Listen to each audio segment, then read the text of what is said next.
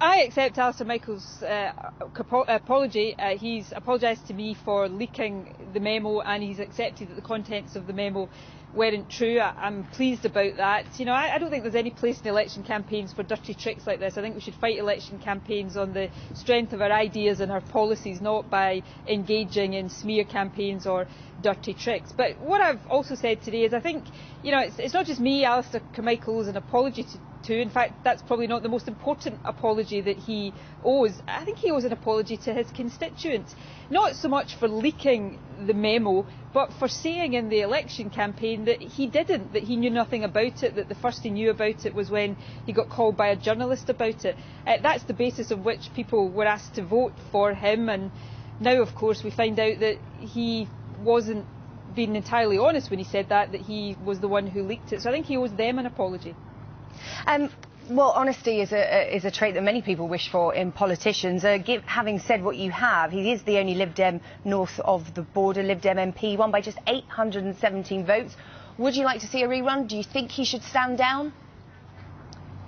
Well, you know, that's a matter for him. I'm saying he should consider his position and reflect on the fact that, you know, he didn't put his hands up to this during the election. If he had done that, then the voters in his constituency could have gone to the polls in possession of all the full facts and made their own judgments, and they might still have voted for him. We'll never know that. But, you know, it's at least possible, is it not, that had they known the full facts, they might not have voted for him. We'll never know, but it's at least possible that that's the case. But, you know, I think he does owe them an explanation and owe them an apology. For my part, I accept his apology.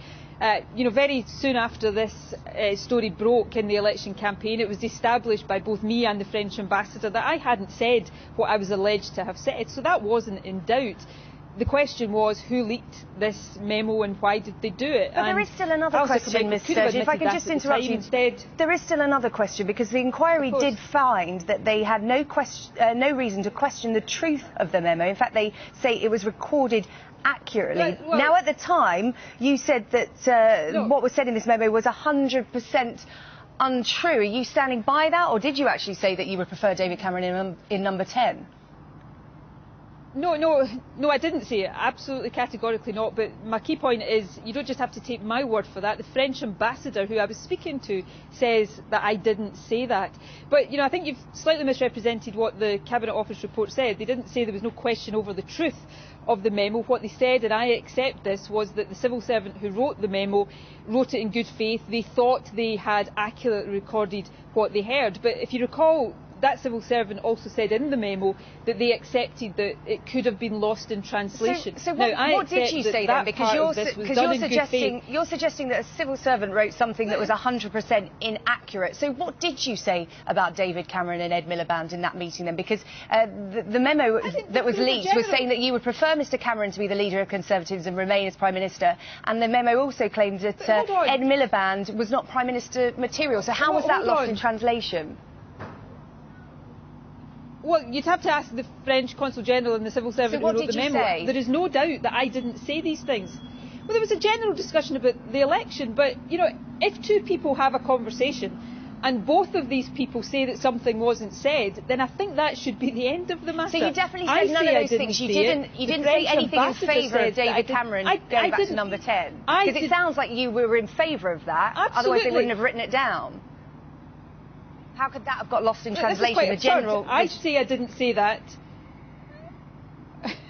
I say I didn't say it, and the French ambassador says I didn't say it. Now, I accept that people, and I regret this, but I accept that people may sometimes not want to take the word of a politician on things, but the French ambassador says I didn't say it. There is no question about that part of this. I'm a politician that has spent my whole political career campaigning against Conservatives and Conservative governments. The idea that I wanted to see another Tory government is absurd. I was all throughout the election campaign saying to Ed Miliband, if we had the numbers, we should come together to lock David Cameron out of Downing Street. Okay, so we've come to the end of the general election campaign. The general election campaign has happened. The general election has happened, and there are 56 MPs in Parliament, and David Cameron is back in number 10. Are you happy with that situation? How it's all ended? I'm not happy with David Cameron being back in number 10, absolutely not. I wanted to see David Cameron out of number 10, but Labour wasn't able to beat the Tories in England, and that's why the Conservatives are back in office. But 56 SNP MPs, yes, I'm very happy about that, because that means Scotland can have a louder voice in the House of Commons, MPs who will stand up for Scotland against a Conservative government, and progressive MPs who will seek to build progressive alliances with others across the UK so that we can continue to be a voice against austerity and for stronger public services. That's what that big team of SNP MPs is in the House of Commons to do. And of course they've managed to secure the first adjournment debate in the House of Commons next week on the important issue of Trident and some of the safety concerns around Trident that have been expressed in the last few days. OK, Nicola Sturgeon, thank you very much for speaking to us here on Sky News this evening. Thank you. Thank you very much.